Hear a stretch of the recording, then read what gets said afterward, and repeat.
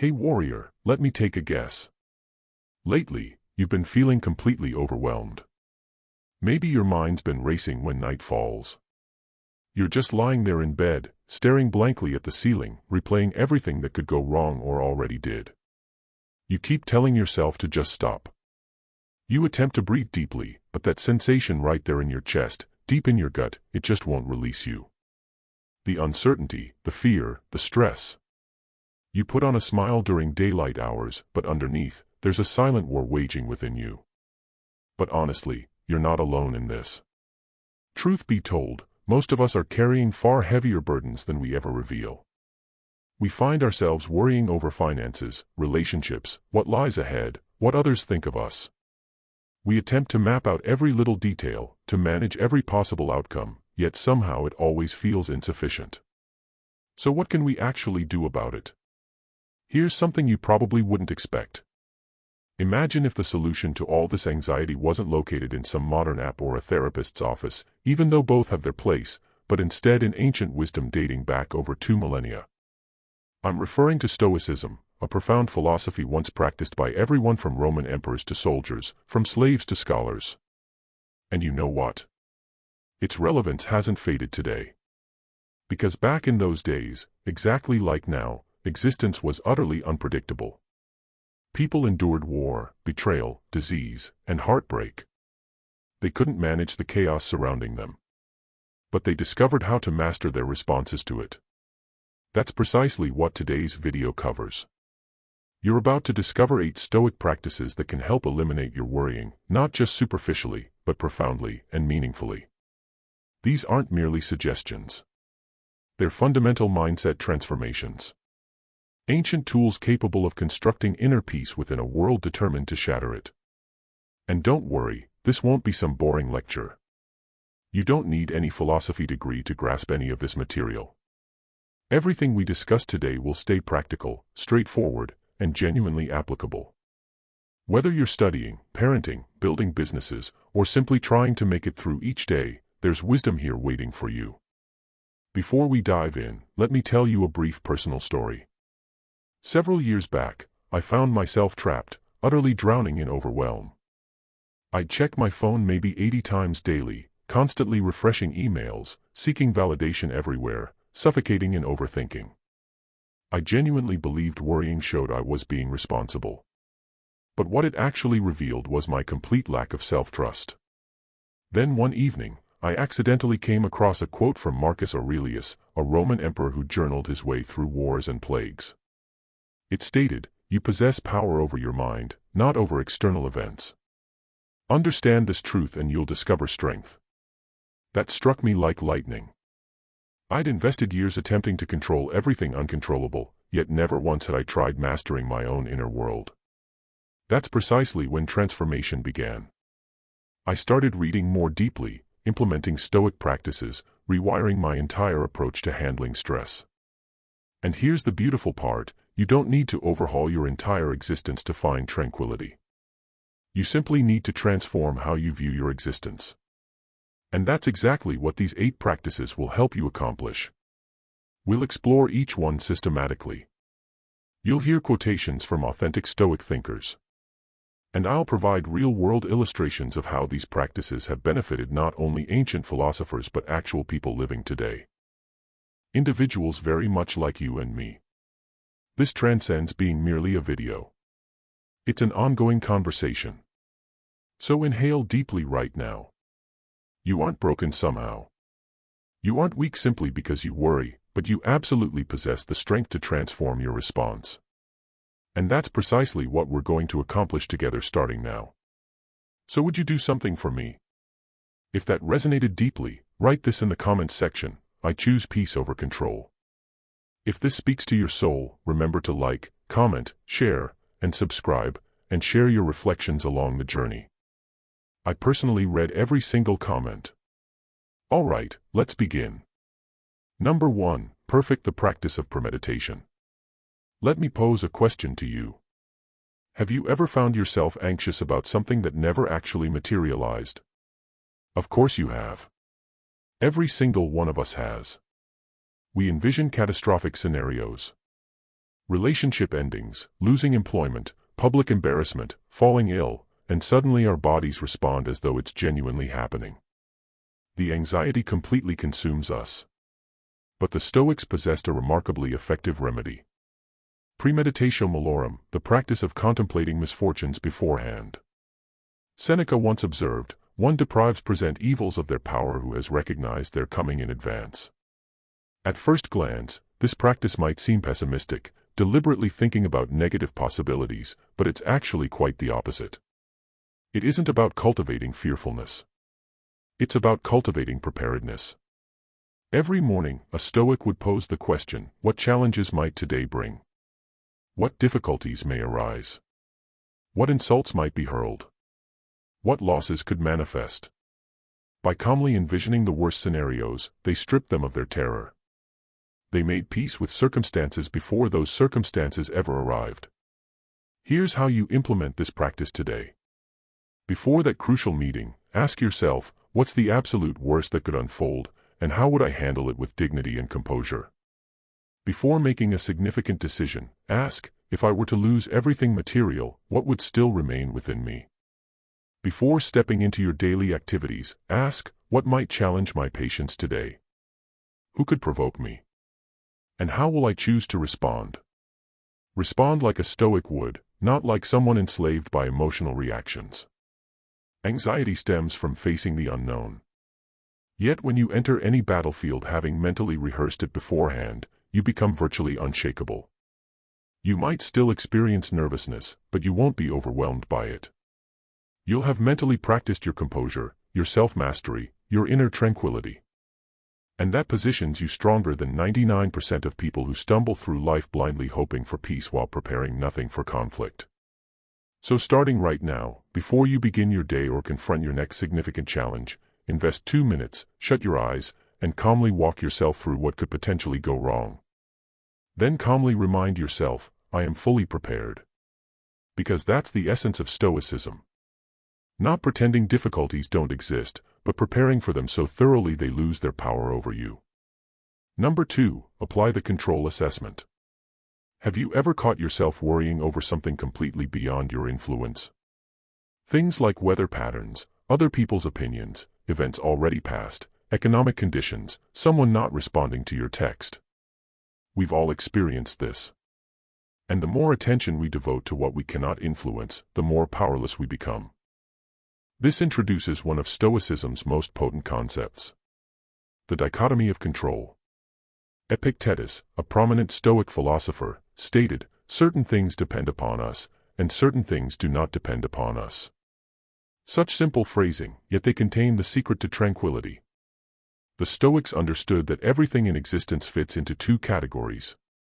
First, matters within your control.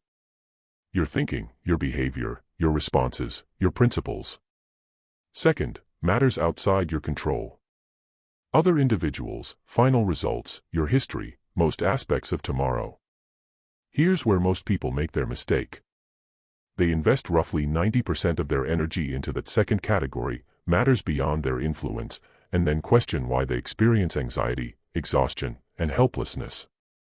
But someone practicing Stoicism redirects all that energy. When a Stoic faces criticism, he doesn't obsess over their remarks. He concentrates on how he'll respond.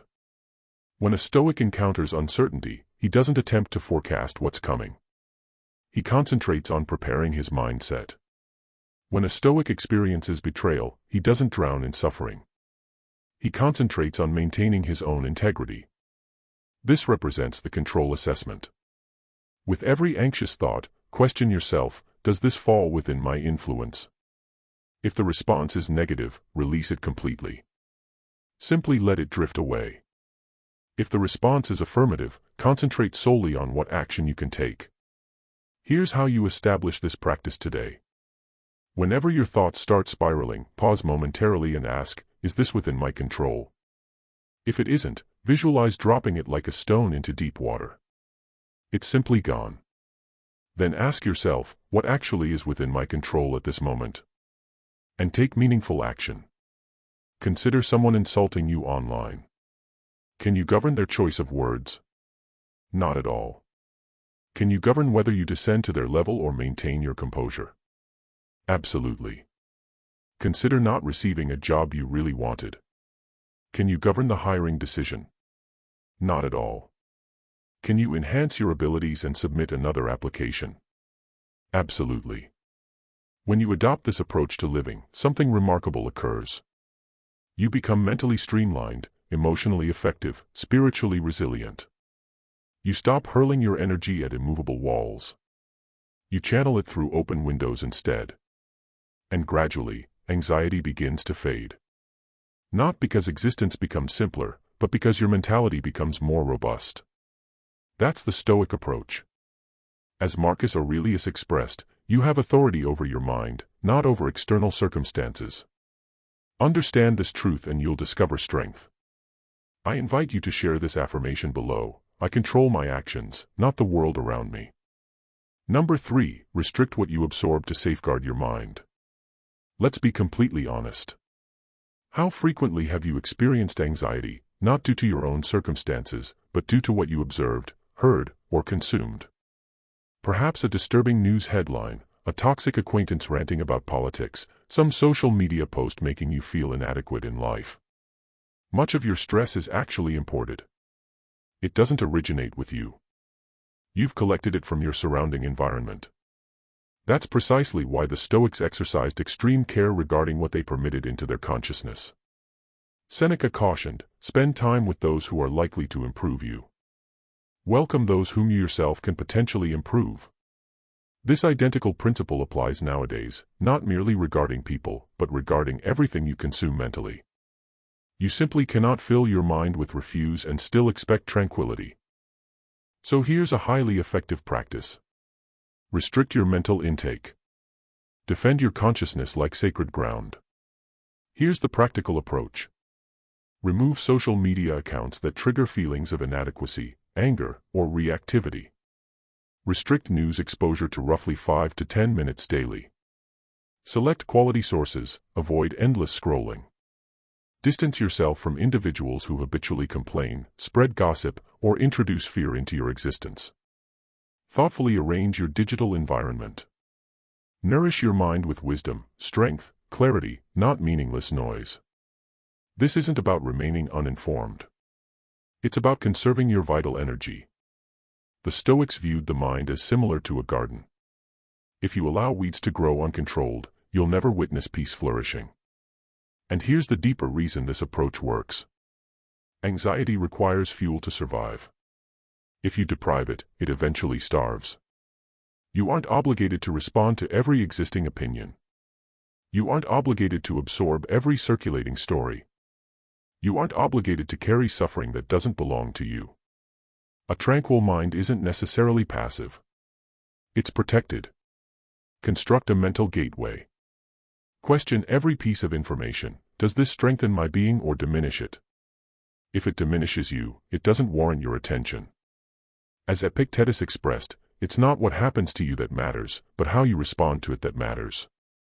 Yet consider this, how you respond is constantly shaped by what you permit inside. Control what enters, control what emerges, control your tranquility. Let this serve as your reminder. Write it below. I defend my mind like a warrior defending sacred ground. Number 4, consistent self-examination. Train your consciousness like a warrior prepares. Imagine if every evening before sleeping, instead of endless scrolling or drowning in anxiety, you sat peacefully and questioned yourself, how did I actually live today? This represented a fundamental practice for the Stoics. They recognized that one of the most effective approaches to eliminating anxiety involves reviewing your daily actions regularly. Not for self-judgment, but for understanding. Seneca once recorded, after the light has been extinguished and my wife has grown silent, I scrutinize my entire day and reconsider everything I've done and spoken. Think carefully about this. How much of our anxiety stems from thoughts never properly processed? Moments we never fully understood, emotions we simply ignored, errors from which we never extracted lessons. Rather than pushing each day away and rushing thoughtlessly into tomorrow, the Stoic sits quietly and confronts it directly. They question themselves, did I demonstrate courage today? Did I permit something external to disturb my peace? Did I speak words I now regret? Did I honor my principles? Through consistent daily examination, the Stoic doesn't merely remember events. They effectively reprogram their consciousness. And this practice gradually transforms you into a mental warrior. You begin recognizing patterns, what activates you, what exhausts you, what elevates you. You develop increased awareness of your reactions, greater discipline over your emotions, deeper connection to your values. Here's how to establish this practice. Every evening allocate 5 to 10 minutes. Sit in complete silence. Question yourself, what did I accomplish well today? What could I improve tomorrow? Avoid self-condemnation. Simply observe honestly. Maintain a journal if you're able. Allow it to function as your mirror. And if you experienced a difficult day, that's actually beneficial. Now you understand exactly where growth is needed. Anxiety multiplies whenever we flee from our history. Yet when we confront it honestly and calmly, it surrenders its power. Marcus Aurelius performed this practice nightly throughout his meditations. He didn't compose them for public consumption. He recorded them for himself, to remain grounded, to preserve humility, to maintain alignment. You're equally capable of doing this. And the resulting benefit, you retire with mental clarity. You awaken with purposeful direction. And gradually, your mind ceases its endless spinning because consistent reflection keeps you grounded. And someone truly grounded doesn't get swept away by fear. Number 5, Amor Fati, embrace your fate, don't merely tolerate it. Let me ask you something sincerely. How much of your anxiety originates from opposing reality itself? You didn't desire that relationship to conclude. You didn't desire that opportunity to vanish. You didn't desire that unwelcome news to arrive. So what occurs? You struggle against the truth. You mentally replay it endlessly. You continuously question it. You desperately wish it were different. And gradually this resistance transforms into anxiety, sorrow, even resentment. Yet the Stoics possessed a transformative practice for exactly this, Amor Fati, embracing one's fate. It involves not simply accepting whatever occurs, but actually learning to embrace it. To regard every twist of destiny as your intended path, not your punishment. Friedrich Nietzsche, deeply shaped by Stoic philosophy, stated, "My formula for human greatness is Amor Fati, that one desires nothing to be different, not forward, not backward, not for all eternity." Sounds impossible, doesn't it? How could anyone embrace something painful? Let's analyze this carefully. It's not about enjoying suffering. It's about recognizing that suffering can potentially transform you. It's about acknowledging, this happened. I cannot undo it, but I will transform it into something useful. You didn't choose that relationship ending, but perhaps it will guide you toward discovering yourself. You didn't choose that failure occurring, but perhaps it will instruct you in humility and perseverance. The Stoic perceived everything, even tragedy, as potential fuel. Marcus Aurelius expressed, "The obstacle to action advances action. What stands in the way becomes the way." That difficulty you're facing, it's actually part of your journey. That unexpected detour, it's your genuine direction. When you adopt this perspective, you stop desperately clinging to fantasies about how things ought to be, and you start fully embracing existence exactly as it presents itself. Here's how to implement this practice. Whenever something undesirable occurs, pause momentarily, breathe intentionally, and declare, Amor Fati. Then question yourself, how might this transform me? What could this teach me? How can I utilize this experience, rather than allowing it to utilize you? Then proceed forward, strengthened, concentrated. You'll observe something powerful happening. Anxiety transforms into curiosity. Suffering transforms into understanding.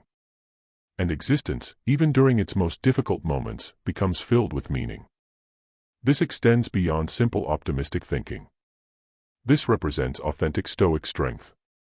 Because someone who genuinely embraces their fate, regardless of how it manifests, becomes essentially invulnerable. Number 6, remain present. Don't permit tomorrow to steal today. Most anxiety doesn't concern what's actually occurring right now. It concerns what might potentially occur later. You worry about becoming ill, losing employment, relationships failing, something going wrong next week, next month, or next year. But right now, at this precise moment, you're breathing, you're alive, you're safe. This represents where the Stoics provide one of their most healing practices of all, presence itself. Marcus Aurelius wrote, "Confine yourself entirely to the present moment." Consider that carefully. Not the past, not the future, simply this exact moment. He also observed, "Never permit the future to disturb you. You will encounter it, if you must, with the very same reasoning that arms you today." The Stoics understood that genuine strength originates from living completely in the now. Because here's the fundamental truth. The past, it's finished forever. The future, it hasn't arrived yet. The present, it's the only thing you genuinely possess. Anxiety hijacks your consciousness and persuades you to inhabit a time that doesn't actually exist. But when you train yourself to continuously return to this moment, you reclaim your personal power. Here's how to implement this practice throughout your daily activities. Continuously question yourself, where am I right now? Am I present here or lost in hypothetical scenarios? When you sense anxiety creeping in, return to your physical senses. Feel the solid ground supporting your feet. Listen to the sounds surrounding you. Concentrate on your breathing. Create brief moments of mindful awareness while drinking tea, while walking somewhere, while conversing with someone. Be fully present here, not ahead somewhere, not behind somewhere. Presence isn't merely some mental condition. It's actually a spiritual weapon. Because when you live completely immersed in the present moment, anxiety begins dying. You recognize that right now there exists no catastrophe. Right now there exists no enemy. Right now there exists only this moment, and this moment is completely sufficient. Stoicism isn't about pretending nothing bad will ever occur. It's about training yourself to confront every challenge precisely when it actually arrives. Not 100 times within your imagination beforehand. The more completely you inhabit the present moment, the less space anxiety has to expand. Allow this to become your daily affirmation. Right now is completely enough because in this moment you're alive, and that alone represents genuine power. Write this if you're finished dwelling in yesterday. I live completely in the present moment. Number 7. Willingly choose discomfort. Here's an interesting paradox. One of the most effective methods for ceasing worry about what's ahead involves practicing discomfort right now. Why exactly? Because when you grow comfortable being uncomfortable, you stop fearing whatever the future might potentially bring. Seneca, despite being among the wealthiest Stoics during his era, would intentionally sleep on the floor sometimes, consume the simplest food, and wear coarse clothing deliberately. He advised, set aside a certain number of days during which you'll be content with the plainest and cheapest fare, with coarse and rough clothing, asking yourself meanwhile, is this the situation I previously feared? Why would someone so powerful do such things? Because he understood that if you can tolerate voluntarily chosen hardship, involuntary hardship cannot possibly break you. Anxiety stems from unfamiliar suffering. Yet if you've trained yourself with discomfort, with loss, hunger, rejection, failure, these things no longer terrify you. This isn't about inflicting punishment upon yourself. It's about adequately preparing yourself. Here are practical ways to implement this. Skip one meal occasionally and recognize your strength exists independently of food. Take cold showers and remind yourself that you can handle discomfort. Decline small indulgences deliberately to strengthen your willpower. Wake up early consistently, even when it's genuinely difficult. And tackle the hardest task first each day. With every such action, you're demonstrating one essential truth: you are stronger than your comfort zone. And once you begin viewing yourself this way, anxiety loses its grip. Because the honest reality is, life will inevitably bring storms. But if you've practiced walking through rainfall, you won't panic when the clouds finally open.